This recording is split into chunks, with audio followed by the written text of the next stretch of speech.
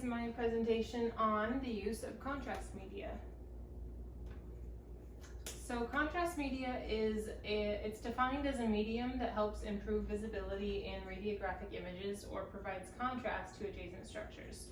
So how I think of that is it's going to be used when the anatomy of interest is too similar to structures that are next to it. So like say two soft tissues next to each other or something like that. Contrast media can be introduced there to help discern between the two structures. Contrast media is classified as a drug and it must meet the FDA approval requirements, and that's because it can be absorbed into the body and it may produce a physiologic response, and that just means that it could potentially have an adverse reaction to the media. And just a little statistic that I thought was kind of cool, contrast media is used in about 30% of all imaging examinations, which is a ton. Contrast media are used in lots of different departments. They can be used in MRI, CT, angio, X-ray, ultrasound, and they can be used in different studies as well, such as like GI studies, urography, arthrography. Things that we've been studying lately are a lot of the different studies that contrast media is used for. Contrast media is classified into two categories. The categories are going to be positive and negative. Positive contrast media is going to be usually barium or iodinated contrast media of some sort. Those are the two types of contrast media. Positive. And a positive contrast media is going to be radiopaque, meaning that the anatomy is going to appear white on an image. And then a negative contrast media is just the opposite. It's going to be usually like carbon dioxide or air or some sort of gaseous medium like that. And these contrast media are going to be radiolucent, meaning that it's going to appear darker on an image or like a grayish black area. However, the negative contrast media are rarely used anymore, and that's just because CT has pretty much removed the need for them. This is an image showing the difference between the positive and negative contrast media. Here, the positive contrast media is much more radiopaque, much more white, like I said, and here the negative is darker. You can see through a little bit better, and I even think that the detail in a negative contrast media shows up a little bit better. You can just see, I don't know, more detail, I think. Contrast media work in a certain way that I think is kind of hard to understand, so I'll break it down. If you remember back to like our first semester, we learned about photoelectric absorption. And if you remember also, photoelectric absorption and Compton scatter are the two reactions that are going to have the most significant impact on our images that we're producing. However, photoelectric absorption is more what's in work here with contrast media.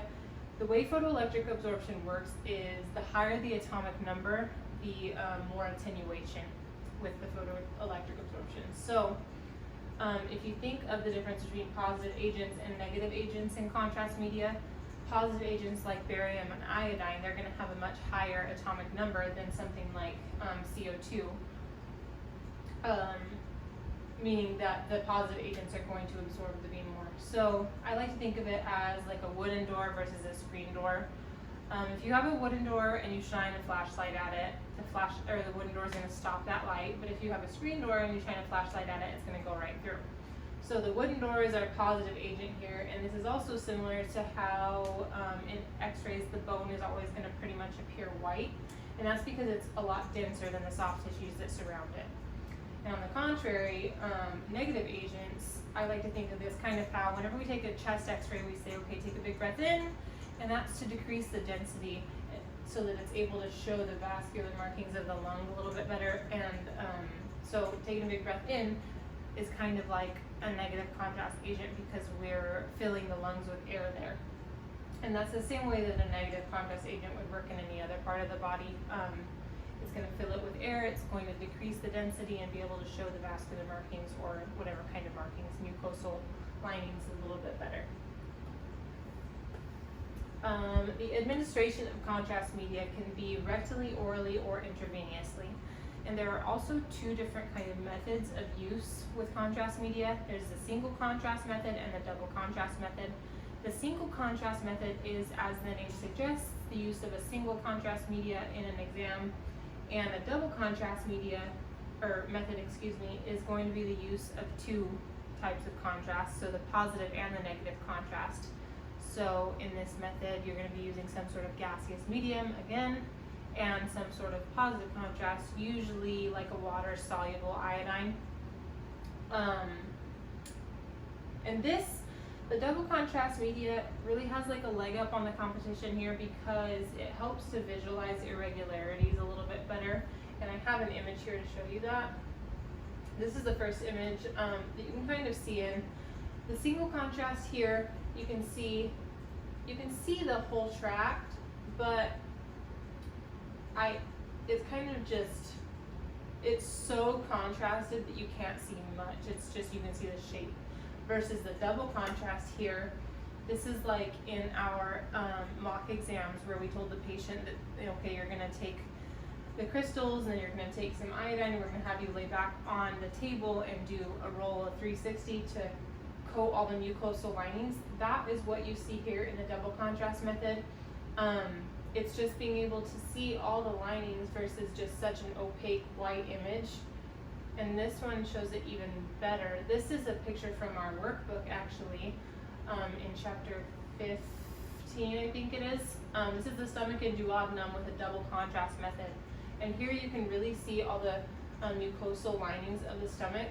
And with this sort of method, you're gonna be able to see any like small lesions or polyps a lot better than you would with the single contrast method because it's just so opaque. So that's why the double contrast method kind of has a leg up on the competition. There are a few adverse reactions or just reactions that are to be expected with contrast media use. If you've ever had a CT, you've probably been told, okay, you're gonna feel a little bit warm, you might taste some like metal in your mouth, a metallic taste, or you might feel like you have to pee. And these are some reactions that we should notify our patient of before the use of contrast media. That way, if and when they do have those reactions, they are expecting it and they don't freak out about it. These sort of reactions are more serious: the nausea, vomiting, headache, itching, rapid pulse, hyper or hypotension. These sort of reactions, if we see those in our patient, we should immediately notify the RN or physician. That way, if it is going to turn into something more serious, like maybe anaphylactic shock, they can react accordingly. And lastly, there are a few contraindications to the use of contrast media. Contrast media should not be used on anybody that is pregnant or is in renal failure or has a renal impairment, and it should not be used on anybody that has had a previous allergy to some sort of contrast medium. There are a few other contraindications as well, but these are the main ones that our book lists, so I thought those were the most important to list here. And that is it for my presentation.